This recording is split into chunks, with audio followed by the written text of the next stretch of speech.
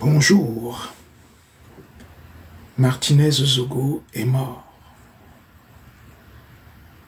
Il est mort une seconde fois. Il est mort une seconde fois hier, quand nous avons laissé l'émotion nous submerger, quand nous avons laissé la désinformation prendre possession de la lutte et de la légitime revendication pour la justice, pour la liberté dans l'espace public, dans notre pays, prendre le dessus sur tout, sur nous. Martinez Zogo mourra ainsi chaque jour, un peu plus en chacun de nous, chaque fois effectivement que nous laisserons les émotions l'emporter. Mes chers amis, comme je vous appelle depuis, bonsoir, bonjour aux uns et aux autres. Par vos noms, je voudrais vous réitérer toute mon amitié, toute mon affection et surtout tout mon attachement à ce que nous essayons depuis des années de construire ensemble, par nos petits échanges, par nos rigolades, par nos interrogations. Nous avançons au point de pouvoir penser que nous sommes réellement des amis. Aujourd'hui, c'est vendredi et je me dois donc pour vous souhaiter de passer un bon week-end, prendre la parole, parce que si je ne le faisais pas, beaucoup se poseraient la question de savoir si moi, Vincent Sostène Fouda, j'ai été emporté par justement tout ce que nous avons pu constater hier. Je voudrais prendre, pour illustrer mon propos, les 3 événements qui m'ont marqué dans la journée d'hier. Le premier événement a été la communication du secrétaire général de la présidence de la République. Pour ceux qui sont un peu habitués des arcanes du pouvoir, des allées du pouvoir, qui consultent régulièrement le site de la présidence de la République, vous avez constaté que le communiqué signé par le ministre d'État, secrétaire général de la présidence de la République, a été endossé sur le site du président de la République. C'est une première. Donc, le président de la République a tweeté un message qui n'était pas signé de lui, mais signé du secrétaire général de la présidence de la République. Je peux vous assurer que c'est une première dans le monde. Généralement, ce sont les messages du président de la République qui sont tweetés par d'autres. Ce n'est pas le président de la République qui prend les messages de ses collaborateurs et il les tweet. Pour moi, je continue dans ma pensée que le Cameroun est en pleine phase de coup d'État constitutionnel. Le message que nous avons vu hier nous disait donc que le président de la République était bouleversé par l'assassinat de M. Mbani Zogo Arsène Salomon et que tout était mis en œuvre, qu'on avait commencé des arrestations. Ce seul message a suffi pour démanteler, pour démoraliser, pour démobiliser tout ce qui était engagé dans la voie de la résistance, dans la voie de la demande que justice soit faite à Martinez Zogo. Ça montre quoi? Ça montre que on n'a pas de tripes. Vous n'avez pas de trip. Ça montre que vous manquez d'intelligence. Ça montre que vous n'êtes pas préparé pour un combat. Ça montre que, en fait, les gens continuent à faire leur petite soupe dans leur petite marmite pour... même pas pour monsieur Martinez Zogo. C'est peut-être pour eux-mêmes. Et peut-être même pas pour eux-mêmes. Ils s'amusent tout simplement. Si, depuis 40 ans, il y a des assassinats dans notre pays, depuis 40 ans, oui, depuis 40 ans, il y a des responsables, des pères de famille, des mères de famille qui sont assassinés dans notre pays. Et il a suffi d'un communiqué de 6 paragraphes pour que tout le monde applaudisse et tout le monde dise « Monsieur Martinez Zogo, vous pouvez reposer en paix. Vous pouvez rire de là où vous êtes. Vous pouvez regarder de là où vous êtes l'explosion de joie qu'il y a sur terre en ce moment. » Je pense que ce qui s'est passé hier, quand je dis que c'est la seconde mort de M. Martinez Zogo, je ne me trompe pas. Parce que nous l'avons tué collectivement hier, en acceptant que un responsable, et ça c'est le deuxième élément, comment nous pouvons imaginer qu'un responsable des renseignements dans un pays puisse, au bout de 2 heures d'interrogation ou d'interrogatoire, vous raconter tout ce qui nous a été servi hier, par les voies les plus autorisées, par les papes de la communication, par les papes des lanceurs d'alerte de notre pays. Alors, posez-vous la question, posons-nous la question de savoir si véritablement celle-là et ceux-là veulent que l'espace public de notre pays change. Laissons Martinez Zogo de côté. Parce que j'ai l'impression d'ailleurs que beaucoup ne comprennent pas pourquoi nous disons que nous devons nous mobiliser pour M. Martinez Zogo. Quand j'ai pris la parole pour la première fois, j'ai précisé que moi, Vincent Sostène Fouda, je ne mène pas un combat politique. Vous savez, quand je mets ma casquette d'universitaire, je parle comme universitaire. Quand je mets la casquette d'homme politique, je parle comme un homme politique.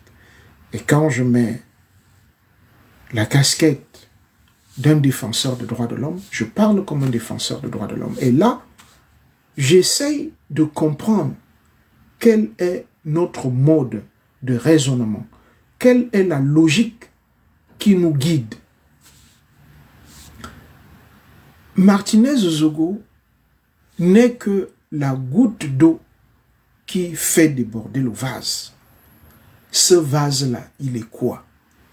Quand on dit la goutte d'eau qui fait déborder le vase, la goutte d'eau qui fait déborder le vase, ça signifie la goutte d'eau qui nous fait prendre conscience que nous sommes dans une société où l'on nous prive de nos libertés les plus élémentaires. Et l'une de ces libertés-là, c'est justement que l'État assure la sécurité de tout un chacun, la sécurité physique de tout un chacun, pour que tout un chacun soit libre et en sécurité quand il se déplace, que ce soit dans l'espace public. Et quand on parle de l'espace public, parce qu'il faudrait qu'on fasse du B à bas pour que les gens comprennent. Seydou, bonjour. Jobino, bonjour. Quand vous vous déplacez dans l'espace public, c'est quoi l'espace public? C'est l'espace, c'est-à-dire quand vous partez de chez vous d'un point A à un point B, est-ce que vous vous sentez en sécurité? Non. Parce que depuis l'enlèvement de Martinez Zogo, il y a comme une psychose qui règne, qui habite tout le monde. Là, par exemple, on vient de montrer à nouveau des images d'un prêtre orthodoxe qui a été abattu dans un couloir et les images font le tour des réseaux sociaux comme si c'était un gibier. Et quelqu'un a écrit, c'est l'une des premières personnes à avoir pris la défense de Martinez Zogo. Sommes-nous donc en train d'assister à une épuration de notre espace public? Sommes-nous donc en train d'assister à des assassinats ciblés dans notre espace public? Tout laisse à croire que oui. Voilà pourquoi, pour ce deuxième élément, je voudrais interroger votre intelligence, notre intelligence à tous. 1982, quand le président Biya arrive au pouvoir, il y a un professeur qui est d'ailleurs son camarade, Bernard Nanga, il enseigne à l'école normale, qui est assassiné. On le retrouve avec un clou planté au beau milieu de la tête. Puis, l'abbé Mbassi est assassiné. Puis, Toussaint Ngongo Otu, avocat, est assassiné.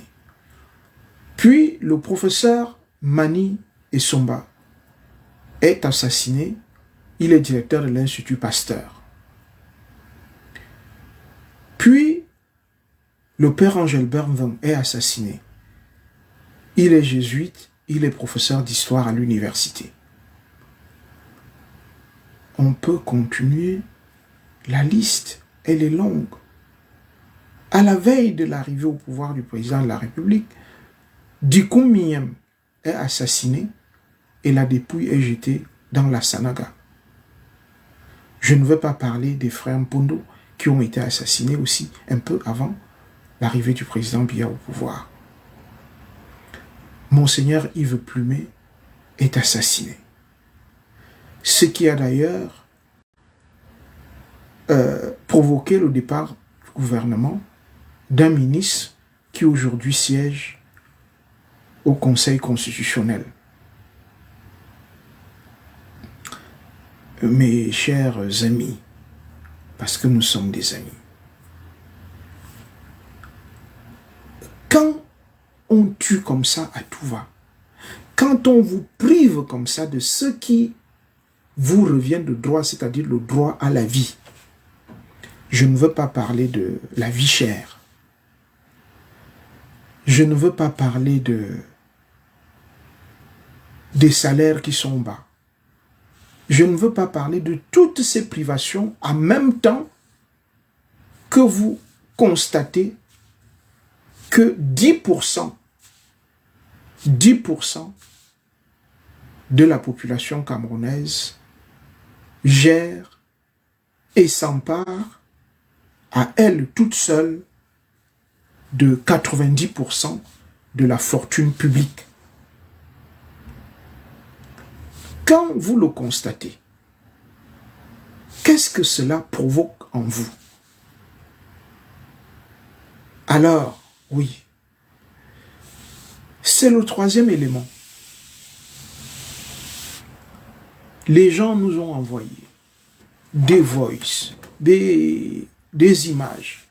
D'autres nous ont même dit qu'ils faisaient une espèce d'honoria, c'est-à-dire qu'ils avaient une voiture qui suivait celle dans laquelle se trouvait un prisonnier de luxe, le propriétaire de Vision 4. Et deux blocs se sont formés. Les défenseurs et les accusateurs. Et ça nous a fait perdre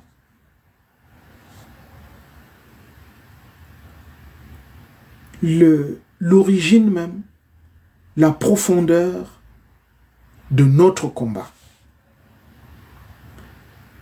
Demander la justice pour Martinez Zogo et pour nous-mêmes, ce n'est pas envoyer un tel ou un tel autre en prison. Il faut sortir de là.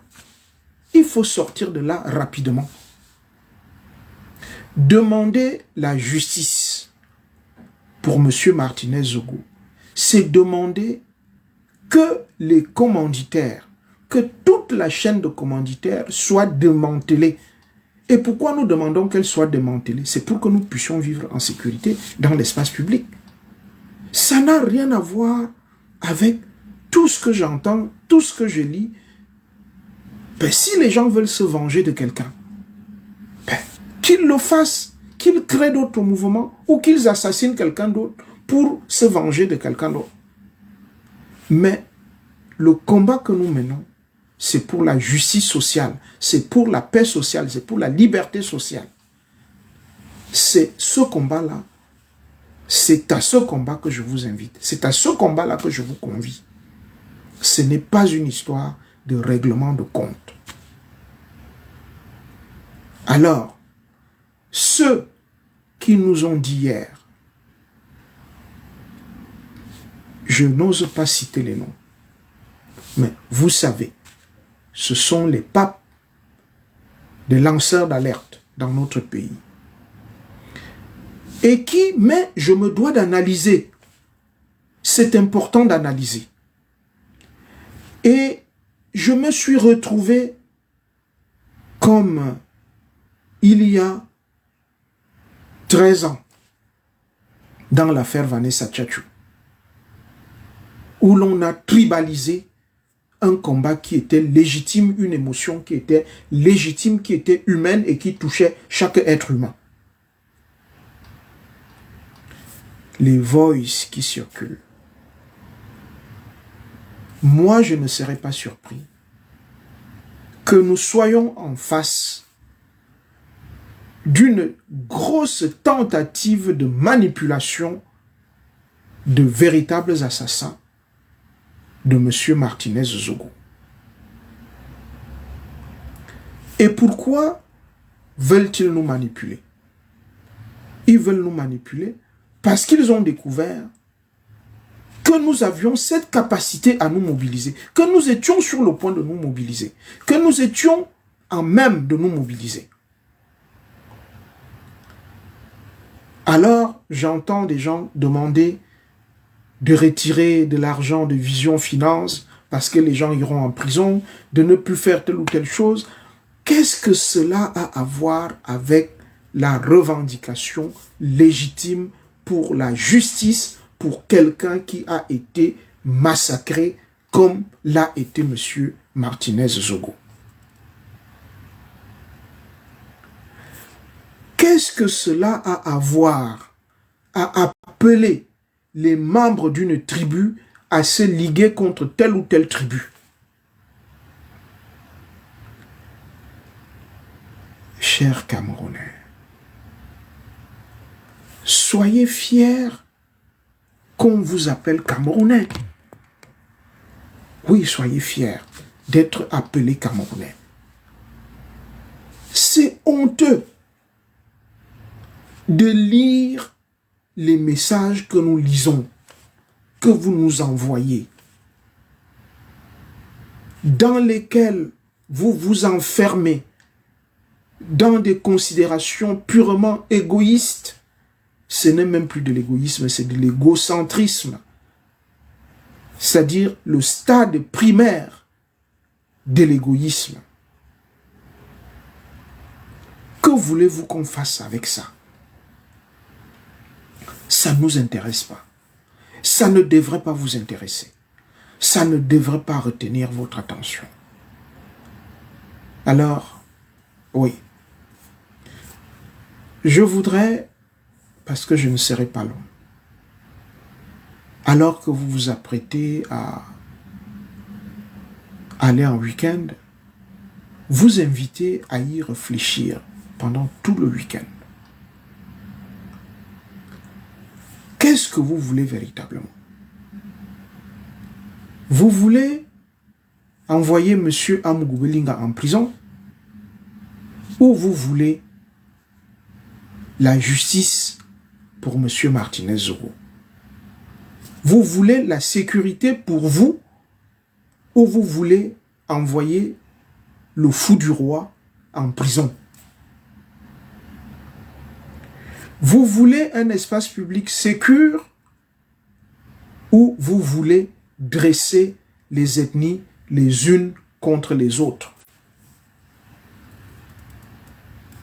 Parce que il n'y a que deux ethnies au Cameroun. Les voleurs à col blanc et les pauvres. Et les hommes ordinaires. Vous et moi. Le reste, c'est du mensonge. Si vous ne l'avez pas compris, tant pis. Mais tant que j'aurai le souffle de la parole, je vous dirai, parce que c'est un devoir pour moi, de vous dire, ce chemin-là n'est pas le bon. Ce chemin-là n'est pas le bon. Vous voyez, aujourd'hui, personne n'a pris la parole. Personne n'a fait de poste. Que ce soit M. Bertol, que ce soit M. Valsero, que ce soit M. Eboutou, que ce soit tous ceux qui, M. Zumento, qui ont passé la nuit à vous raconter des histoires, à vous. Je leur ai d'ailleurs dit, j'ai dit dans un groupe que chacun de nous sait écrire. Quand on aura désigné, démantelé la chaîne des coupables, alors en ce moment-là, qu'est-ce qui va se passer? Chacun de nous prendra sa plume et écrira le roman de la fin de vie de Martinez Zogo. Entre nous. Vous pensez véritablement que quelqu'un qui dirige les services de renseignement d'un pays peut, au bout de 2 heures d'interrogatoire, passer aux aveux, dire, comme je vois dans un article qui se trouve sur le site de Reporters sans frontières, dire nous avons enlevé Martinez et nous l'avons amené dans une usine, dans un immeuble en construction appartenant à tel ou tel. Vous pensez que c'est possible? C'est possible ça. Mais pourquoi vous voulez qu'on vous traite comme des imbéciles alors que vous êtes des hommes et des femmes intelligents? Pourquoi voulez-vous que l'on vous traite ainsi? Que l'on vous fasse gober ce qui n'est pas avalable, même par une bête de somme. Pourquoi voulez-vous accepter l'inacceptable dans votre conscience, dans votre intellect? Comment voulez-vous qu'on ouvre votre tête et que l'on vous fourre des choses que personne ne peut accepter en temps normal? Vous pensez véritablement que c'est possible? Voilà donc ce que j'appelle le coup d'État constitutionnel dans notre pays. C'est-à-dire qu'on utilise la radio nationale, on annonce que le président de la République suit avec une particulière attention, alors que ça fait 40 ans qu'il y a des assassinats dans l'espace public, tout simplement parce qu'on veut vous démoraliser, tout simplement parce qu'on veut vous démobiliser, et vous embarquez là-dedans, et vous dites, oui, c'est ça, on a trouvé le coupable, on a dit, l'OCED a fait ceci, machin a fait cela, on a déjà arrêté Maxime Eko, on a déjà arrêté tel, alors qu'on n'a arrêté personne. L'on n'a arrêté personne. Si le secrétaire général de la présidence de la République voulait donc véritablement communiquer, parce que ce n'est pas à lui de le faire. Le procureur de la République, que ce soit un procureur militaire, que ce soit n'importe quel procureur, il aurait pris la parole et il aurait dit, nous avons interpellé tel, tel, tel, tel, tel, tel, et ils sont auditionnés, et on vous donnera la suite. C'est comme cela que ça se passe. Si vous ne savez pas que c'est comme ça que ça se passe, allez sur Internet, vous trouvez Google et vous tapez comment on fait quand on suit toute une procédure, comment ça se passe. Et vous allez voir comment ça se passe ailleurs. Ça se passe, ce n'est pas dans les pays développés, mais dans les pays qui sont dans le même continent que nous, et parfois même en Afrique centrale avec nous, vous verrez comment ça se passe. Alors, arrêtez de vous faire inonder par de fausses informations, tout simplement parce qu'on voudrait vous démobiliser. Et en vous démobilisant, qu'est-ce qu'on fait? On continue à vous torturer, on continue à vous enlever, on continue à vous violer, on continue à vous tuer. Voilà ce qui se passe dans la réalité. Et vous devez résister à tout cela. Vous devez refuser que cela se poursuive. Parce que si vous l'acceptez aujourd'hui pour votre voisin, alors demain ce sera vous. Si vous l'acceptez pour quelqu'un qui n'est pas de votre ethnie, comme vous aimez beaucoup parler d'ethnie dans notre pays, alors sachez que demain ce sera celui de votre ethnie. Mes chers amis, c'est honteux et c'est scandaleux ce qui se passe en ce moment. Comment voulez-vous que moins de 200 personnes puissent manipuler ainsi près de 27 millions d'hommes et de femmes que vous êtes? 100 personnes. Pourquoi? Parce que elles ont de l'argent, parce qu'elles sont intelligentes. L'addition de leur intelligence surpasse l'addition de nos intelligences. Vous voulez croire ça? Vous croyez que c'est ça? Ben, c'est de la pure bêtise. C'est de la pure bêtise. Alors, c'est la fin de semaine.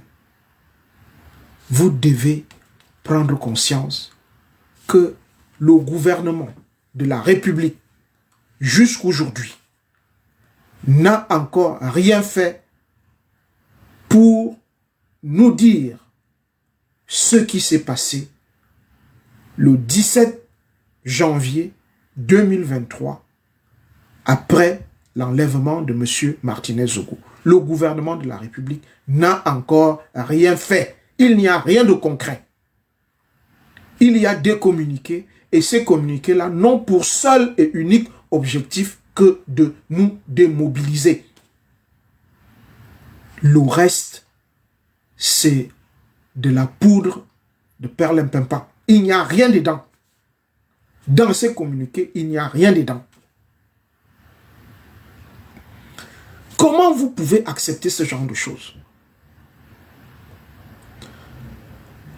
Parce que, bien évidemment, vous savez, moi je suis enseignant. Et donc quand je lis une copie, je peux savoir que c'est l'étudiant qui m'a remis cette copie, qui l'a rédigée. Ou alors ce n'est pas lui. Et je vous dis que les textes que nous avons reçus hier n'étaient pas rédigés par ceux qui les ont signés. Tous les textes que nous avons reçus hier, qui nous disaient on a arrêté tel, on a fait telle ou telle chose, voici le déroulé, voici comment ça s'est passé, les signataires n'étaient pas les rédacteurs. Les signataires n'étaient pas les rédacteurs. Nous sommes en train d'assister à une vaste opération de manipulation de tout un pays. Ce n'est pas au secrétaire général de la présidence de la République et ce n'est pas au président de la République de communiquer sur ce genre, sur le document que nous avons reçu hier. Non, c'est un procureur. Et il n'écrit pas. Il convoque les médias et on le voit. Et vous devez le voir. Vous devez savoir à qui vous avez affaire. Vous devez pouvoir mettre un nom sur une voix, un nom sur un visage, un nom sur un écrit. C'est comme ça que ça se passe. Le reste, c'est du pipeau, c'est du mensonge. Alors, les Boris Berthold, les Valsero et autres sont des suppôts de ceux qui vous manipulent. Vous avez aujourd'hui la preuve que ce sont des gens qui reçoivent de l'information pour vous désinformer, pour vous démobiliser. Moi, ça fait depuis que je vous appelle à une journée morte. Vous avez le week-end pour y réfléchir, pour stopper tout. Vous avez vu un ministre, il rassemble les chefs dans sa maison, il rédige un communiqué, il dit, mettez-vous à l'angle là-bas et lisez-le. Une seule personne, revêtue du sceau de ministre de la République, rassemble plus de 10 personnes. Il n'a pas de fusil, il n'a pas de matraque. Il a quoi? Peut-être quelques bouteilles de vin et quelques billets de banque. Et il dit, lisez ce que je vous demande de lire. Et les gens s'exécutent. C'est ce que la Bouissi appelait la servitude volontaire. C'est-à-dire que quelqu'un décide de vous réduire en esclavage et vous acceptez d'être réduit en esclavage. C'est ça la servitude volontaire. Vous pouvez refuser. Vous pouvez dire je ne viens pas à cette convocation. Comme vous pouvez décider de ne pas aller bosser. Je vous ai dit hier qu'à minuit, c'est vrai, je voudrais dire merci à ceux qui l'ont fait. J'ai dit à minuit que les gens enlèvent leur photo de profil et mettent celle de Martinez Zogo. Et vous verrez, si 50 000, 300 000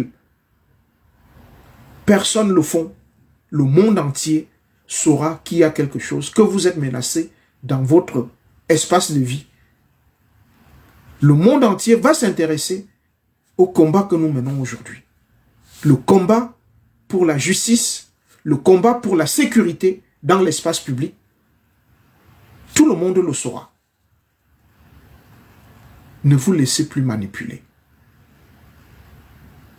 Ne vous laissez plus manipuler. J'ai posé la question à quelqu'un tout à l'heure qui me disait « Ah ben tiens, vraiment j'ai suivi le véhicule, l'épouse de ce monsieur-là a même fait, je ne sais pas comment on appelle ça, et puis, ah ben oui, on dit au Cameroun, a choqué. Et on l'a conduit au curry. Je lui ai dit, ok. Et maintenant qu'on sait que la personne n'est jamais sortie de son domicile, la voiture que vous suiviez hier, c'était un faux prisonnier, et l'ambulance qui transportait son épouse, c'était quoi?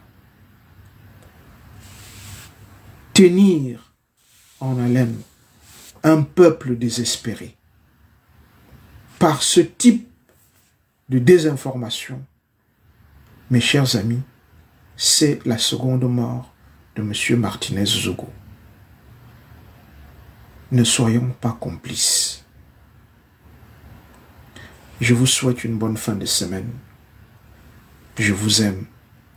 Parce que le combat, il est dur. Les temps sont durs. Il faut choisir. Victoire ou défaite, ça dépend de toi, ça dépend de moi, ça dépend de nous tous, collectivement. Bonne fin de semaine. Je vous aime.